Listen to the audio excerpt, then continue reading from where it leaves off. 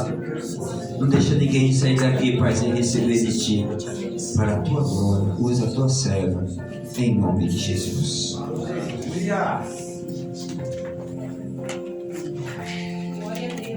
Aleluia. Pessoal da amada igreja do Pai Seu. Amém. Amém? Amém. Aleluia. Vamos abrir a palavra em Apocalipse 5. Aleluia. Glória a Deus, aleluia. Glória a Deus. Louvado seja o nome do Senhor Jesus. Aleluia. É o último livro, tá, gente? É facinho. Glória a Deus. Aleluia. Glória a Deus. Glórias a Ti, Senhor. Glória a Deus. Grande Deus. Aleluia. Todos acharam? Aleluia. Amém. Apocalipse 5. Aleluia. Glória No a versículo 6. E diz assim: E olhei, e eis que estava no meio do trono e dos 4 animais viventes, e entre os anciões um cordeiro, cujo, como havendo sido morto, e tinha 7 pontas e 7 olhos, que são os 7 Espíritos de Deus, enviados a toda a terra. E veio, tomou o livro da destra do que estava sentado no trono.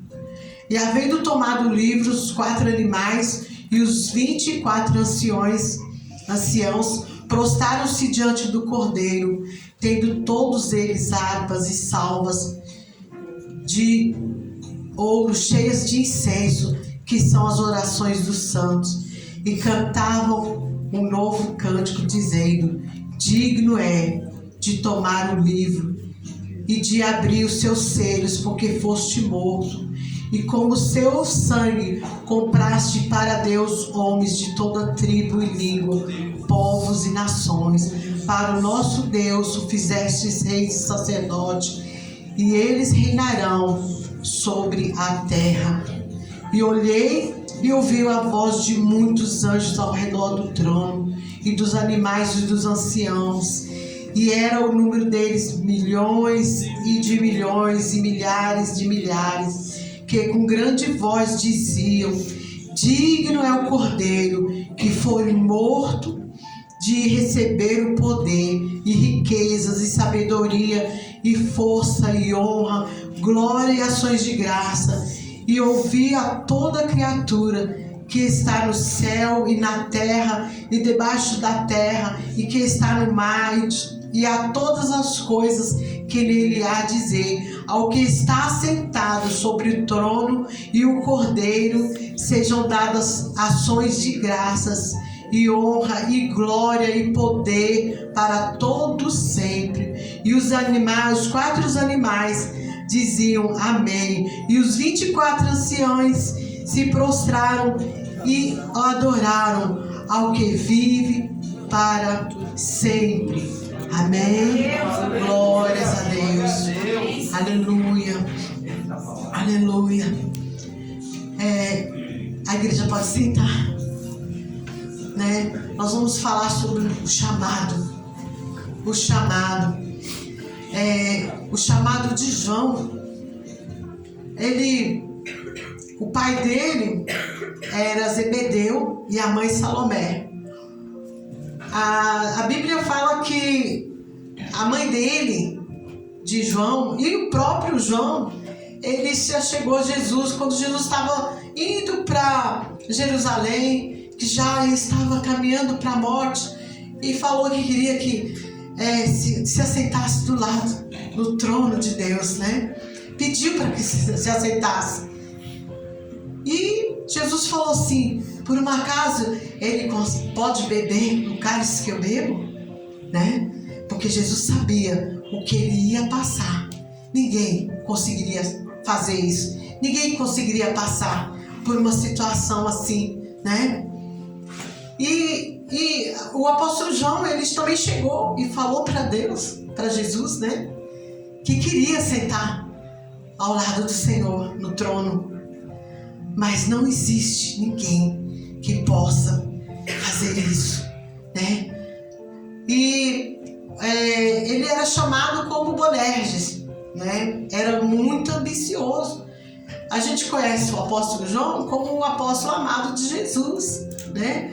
Aquele que amava Jesus, que estava sempre do lado de Jesus, mas ele também era ambicioso. A gente não é perfeito, todo mundo tem suas falhas. Ele era ambicioso, né? Ele queria estar, né, ali ocupando aquele espaço que não era dele, mas ele era o discípulo amado do Senhor, né? Que estava o tempo todo com Jesus. Ele estava lá no Calvário, na morte de Jesus. Todos os discípulos se dispersaram, mas João ficou, ele permaneceu ali até o fim, né? E ele cuidou de Maria até 48 anos depois de Cristo, ele cuidou de Maria até a morte dela. Mas nesse intervalo de tempo também ele foi encarcerado, né? Morreu depois de 100 anos depois da morte de Cristo, né? E ele foi levado cativo, né? Mas todos nós temos um chamado. O chamado de Paulo foi para evangelizar os gentios. O chamado de Pedro, né, foi para evangelizar os judeus. E o de João foi para escrever, ver as revelações do Apocalipse, aquilo que nós ainda, algumas coisas já aconteceram, está acontecendo e há de acontecer ainda, né? Que a Bíblia fala que todo olho verá, nós vamos ver, mesmo se nós estivermos mortos, né? No dia da ressurreição, né? A gente vai ver, todo olho vai ver, né? Então, eu tenho chamado, você tem o chamado, só que o meu chamado é diferente do seu, é diferente, mas o mesmo Espírito opera em todos. Então, o chamado, eu faço algo diferente do seu, mas o Espírito é o mesmo que opera tudo em todos, né? E em Efésios 4, né, 4:11, fala dos 5 ministérios. Os 5 ministérios. Um foi chamado para apóstolos, outro para profeta, né, que é o indicador. O profeta chega ali, ele fala e ele profetiza sobre a sua vida. Mas o profeta, aquele que é enviado por Deus para profetizar sobre a tua vida. Porque às vezes muita gente se engana. Muitas vezes se engana e eu vou consultar o profeta. Eu vou consultar o profeta. Não. O profeta é Deus que fala para ele. E ele vai e te traz a mensagem de que Deus mandou. Porque hoje em dia você vê muita coisa aí que Deus falou quando Deus não falou. Que Deus mandou, que quando Deus não mandou. Muita gente fala, eu vou sair daqui da igreja e vou lá procurar o profeta. Vou procurar o profeta tal lá que vai falar comigo, né? Mas Deus, ele manda na tua casa quando ele quer falar com você. Aleluia. Ele usa quem ele quer, na hora que ele quer, para falar com você. E nos 5 ministérios eu falei do apóstolo, né? Que ele tem a missão de abrir igreja, né? Deixar alguém lá trabalhando, ensinar a palavra de Deus, né? De vez em quando ele volta, ele traz uma mensagem para todos os pastores, que é a função dele. Paulo fazia isso. Ele abria a igreja lá e depois ele voltava, né? E dava conselhos, mesmo estando longe, ele mandava carta e dava conselhos. E nos 5 ministérios tem o evangelista. O evangelista é aquele que também leva a palavra de Deus. Ele faz o papel do pastor, do evangelista, missionário, ele faz tudo, né? Então, quando ele sai para evangelizar, ele entra nas casas, ele faz um culto nos lares, leva a palavra de Deus, ele tem que saber. Ele ensina a palavra de Deus, né? Então, o evangelista, ele quando sai, o pastor não está junto com ele, mas ele faz a parte do pastor também. Tem o evangelista, o profeta, o pastor que apacenta, né? o evangelista traz e o pastor apacenta as ovelhas, né, com amor, né, como o pastor aqui, ele apacenta com amor, aquele cuidado, aquele carinho, né, que tem. Se a ovelha se machuca, ele vai lá e cuida e trata, mas se ela é rebelde também, ele puxa, bate, quebra as pernas dela para ela não fazer coisa errada. É por amor, né? E o mestre é o menorzinho, mas alcança todos, né? Ele alcança aqui, ó, esse dedinho, ele alcança aqui o apóstolo, o profeta, o evangelista, os pastores. Ele anda junto, né? Ministrando a palavra, ensinando a palavra de Deus. Amém, igreja? Amém. Lá em Gênesis, né? Quando Adão, Deus deu autoridade para Adão. E Adão recebeu o poder e a autoridade sobre a terra. Sobre a terra. Deus deu posse para ele de terra, né? Mas por ele pecar, né? Comeu, não deu ouvido à palavra de Deus e foi lá e pecou. Isso trouxe um dano muito ruim para as nossas vidas, para a nossa terra, né? Porque a partir daí ele estava dando legalidade para Satanás tomar posse da terra. E por isso que Paulo diz que o mundo já jaz no maligno, né? Que por causa do quê? Por causa do erro, o pecado entrou. Mas no dia de hoje, né? Jesus está lutando. Como a palavra diz lá, só Ele é digno de abrir o selo, né? De abrir aquele livro. Porque Ele está lutando para tomar novamente a posse da terra, daquilo que é nosso, daquilo que é herança nossa, que foi perdido. Que Satanás tomou posse. Satanás entrou no mundo de uma maneira para prejudicar eu e você. Mas tem uma coisa boa. Jesus não deixa. Jesus não deixa. Ele cuida de mim e de você. Isso é 24 horas. 24 horas. O Senhor não dorme. A palavra diz que Deus trabalha e Jesus trabalha também. O tempo todo, né? Trabalhando pela minha vida, pela tua vida. Aleluia, glórias a ti, Senhor. Aleluia. O Deus desse século é Satanás, mas nós temos o Deus Todo-Poderoso que guarda, que nos livra, que zela pela minha vida, pela sua vida, né? A palavra de Deus, depois de tantas coisas aconteceu que o diabo vem e quer destruir, faz coisas, sabe, terríveis. Mas em Romanos 8, né, diz também que a natureza geme por causa de tudo que aconteceu, pelas nossas perdas. A natureza geme. Até quando Jesus tomar posse da terra, a natureza está sofrendo também. Porque tudo foi criado por Deus. Não tem como a gente falar, não, mas isso aqui a gente vai dar um jeito, isso aqui a gente vai ajeitar e vai dar tudo certo. Não é dessa maneira. Aquilo que Deus fez, somente Ele, ou o Filho dele pode mudar, pode transformar, né? E João, ele vê, né, o livro que estava ali no trono. Quem é digno de abrir aquele livro? Quem poderia ser digno, né? Aleluia, glórias a Deus. Aleluia. E a natureza também, ela reconhece que Deus domina sobre tudo, sobre todas as coisas. Uma profecia messiânica em Salmo 18, que fala assim, que Deus, ele estava...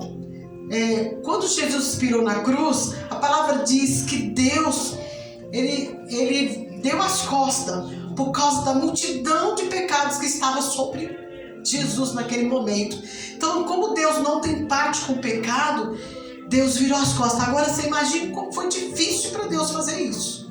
Virar as costas para o seu próprio filho. Mas tem uma profecia messiânica aqui que diz que Deus se levantou. A única vez que Deus se levantou por causa de Jesus. E quando ele se levanta, o salmista diz, né, que nas suas narinas, Salmo 18, mais ou menos no 10, nas suas narinas saiu fumaça, né, e chama de fogo, e ele subiu sobre um querubim e ele voou sobre as asas do vento, né? Sobre o trono, ele voou pelo universo inteiro. E o sol, porque quando Jesus estava ali na morte, que foi das 9 horas até as 3 horas, era um sol tremendo, né, gente?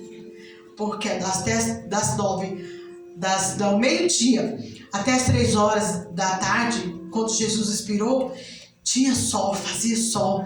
E naquela hora, nesse instante, houve trevas sobre toda a face da terra. Mas Deus, quando o céu, né, houve trovões, trovejaram.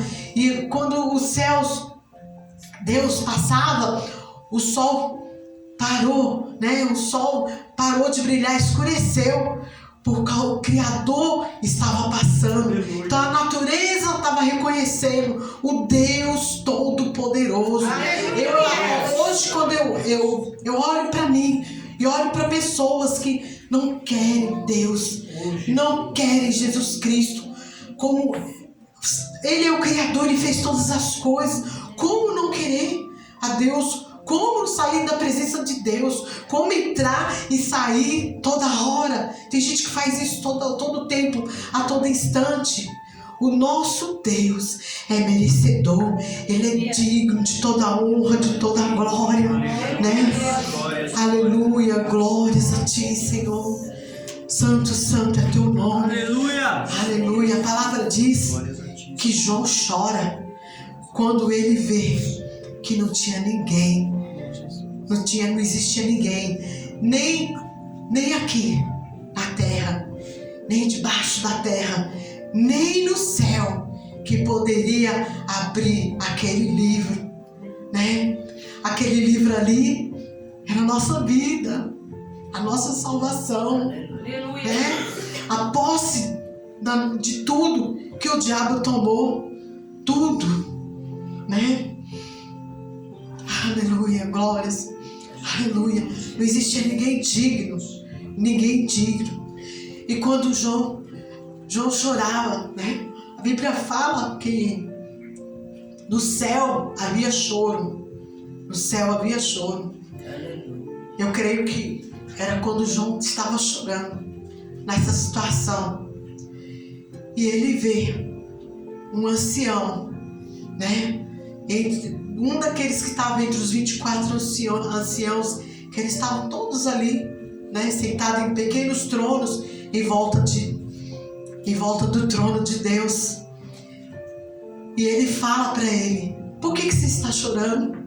Né? Jesus está vivo, ele venceu.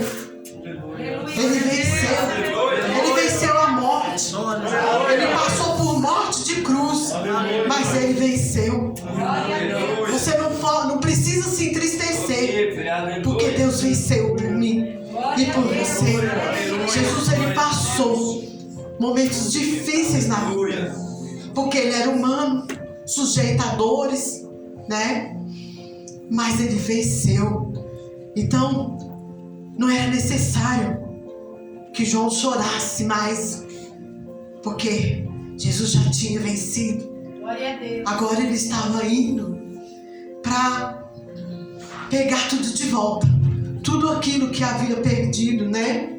Tudo aquilo que o diabo roubou, né? E ele olha. Então, desde o pecado do homem, né? A salvação, ela vem, tudo aponta para Jesus, né? João Batista, quando ele estava ali batizando no Rio Jordão, e as pessoas se achegaram a ele para ser batizado, e logo veio Jesus, e ele reconheceu o mestre. E ele diz, eu não sou digno de batizar o mestre, né? E ele fala para as pessoas, eis aí o Cordeiro, Aleluia. que tira o pecado do mundo. Glória a Deus. João Batista, ele sabia, ele conhecia. Ele falou, eu não sou digno de batizar o meu Senhor, né? Mas para que se cumprisse, ele fez. Jesus não deixou nada imperfeito. Foi tudo direitinho, ele cumpriu como nós devemos fazer. Não basta eu apenas vir aceitar Jesus, como o pastor falou. Precisamos buscar o batismo com o Espírito Santo para sermos fortalecidos, para caminharmos, para fazer o querer de Deus, a vontade de Deus. Amém. Né? Porque se nós não estivermos fortalecidos, a gente não vai conseguir. Você vai ver o demônio, você não vai conseguir tirar. Porque o nome do Senhor Jesus, ele é poderoso. Né? Ele transforma a vida, ele muda. E ele quer mudar a minha vida. Além de mudar a minha vida, quer mudar todas as vidas. Todas as pessoas precisam se achegar a Cristo, né? Vamos tirar das garras de Satanás. Em nome de Jesus. Vamos retirar, porque muitos estão perecendo. Estão perecendo. O pastor falou de evangelismo. Se a gente não for buscar, eles não vêm. Porque é difícil. As pessoas estão presas ainda, né? Estão presas, não conseguem ir. Mas a palavra pode chegar até eles. Amém. Através da minha vida, através da tua Amém, vida. Jesus. Precisamos evangelizar, sim. Precisamos fazer os cultos nos lares. Tem gente que não vem na igreja porque é tímido. Mas quando você vai lá, levar uma palavra, ele fala, eu vou para a igreja. E esse permanece na igreja, né? Precisamos fazer a obra de Deus. E o tempo é curto. Abraão, quando ele leva Isaac, né, para ser sacrificado. E quando Isaac pergunta para ele, mas onde está, né? Onde está o cordeiro para o sacrifício? Aleluia. Ele diz, Deus proverá. Abraão já sabia que Deus não tem prazer em morte de ninguém. Deus não vai querer que você tire a vida do seu filho, nunca, né? Mas Deus estava testando a fé dele. Muitas vezes Deus testa a nossa fé e a gente fica sem direção, porque você fala, às vezes você se encontra sem chão, mas Deus sabe do que Ele está fazendo. Aleluia. Né? E quando Abraão leva ele até lá e coloca lá, e Deus não permitiu que ele fizesse. E quando ele olhou assim, e ele viu o cordeiro, né? Então apontava para Jesus. Jesus já preparou tudo para nós. A gente não tem que se preocupar. Tudo já está preparado, né? Tudo. Só basta eu e você permanecer fiel até o fim, né? A palavra diz que o cordeiro, quando João ele vê o cordeiro, né, ensanguentado ali, o cordeiro começa a caminhar. Ele caminha ali sobre o trono, ali perto do trono. E ele tinha 7 chifres, né? Que simboliza 7 igrejas. E naquele momento ele começa a andar ali. E os quatro seres viventes que estavam ali também pararam. Assim, o céu parou naquela hora, né? E os 24 anciões, eles todos se prostraram para receber o Cordeiro de Deus, para reconhecimento, né? Porque só Ele era digno. Ele tomou o livro. Ele tomou o livro. Ele não pegou, tomou o livro, né? Da mesma forma que ele morreu pela minha vida, pela sua vida, ele estava ali representando novamente a minha vida e a tua vida, né? Então ele, naquele momento, todos se prostraram diante de Jesus. Glória a Deus. Né? Aleluia. Reconhecimento. Às vezes a gente pensa assim, Jesus morreu aqui. E acabou. Jesus morreu, ressuscitou no terceiro dia, como a palavra, né, diz, mas ainda continuava lá no céu. E nós estamos aguardando, né, a vida do Senhor Jesus Cristo. Aleluia, Deus. Porque tudo vai se cumprir. Amém, Senhor. Tudo vai se cumprir. A palavra de Deus, ela é completa. Então, é o único digno de receber, né? Toda adoração, todo louvor. É por isso que quando eu venho para a igreja, quando você vem para a casa de Deus, é para adorar ao Senhor. Porque Ele fez tudo. Aí você vai entender o porquê que você adora. Porque Ele é digno. Ele é maravilhoso. Aleluia. Ele é o nosso Deus. E Ele vai, e é para sempre. Obrigado. E nós vamos reinar com Cristo para sempre. Amém. O nosso Aleluia. objetivo Glória a Deus. é caminhar. Aleluia. Nunca desista. Nunca desista desse Deus que é maravilhoso. Esse Deus que pode todas as coisas. E Ele está vivo para sempre. Aleluia. Amém. O Espírito Santo possa falar mais e mais na tua vida nessa noite. Eu agradeço a oportunidade. Amém. Tem mais. Tem mais. Ali tinha o cesto com as orações dos santos. As orações dos santos, sabe quem são? Somos nós. Aleluia. Quando nós convidamos você para orar, quando nós convidamos você para vir consagrar a tua vida, é porque está tudo diante de Deus. Amém. Aquelas orações que está lá, já está no trono de Deus. São as suas orações que Deus atende, Deus ouve.